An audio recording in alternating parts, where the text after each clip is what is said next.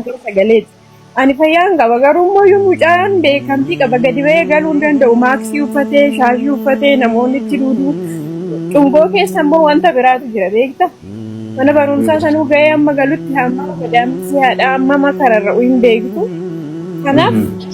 dubbachuun barbaada. Eeshi itti fufaa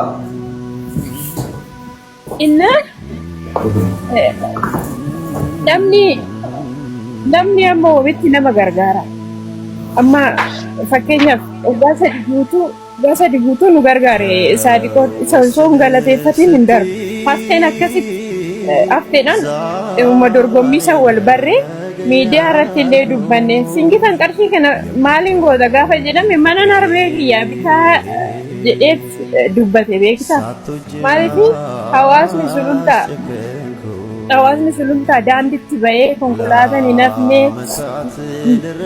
mootorri hin hafne lafti akkasitti garagaree mucaa kana miidiyaadhaan deeggaranii simatanii garuu harkuma qullaa simatannee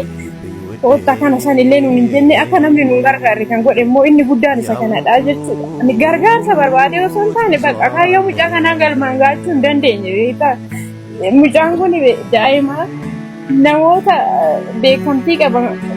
mana gaarii keessa kan galan yoo argu himimmaan isaa harcaasa inaafa osoo hin taane inuma yaadatti ta'a beektaa yeroo baay'ee maaliif gadi ba'u karaan itti cufee oolchaa yoo gadi ba'e makaraadha ani gadi ba'e daldalachuu nan danda'a dursa osoo mucaan kun beekamtiin argatin jiruu akkamii keessa jiraachaa kan ture natu beeka ani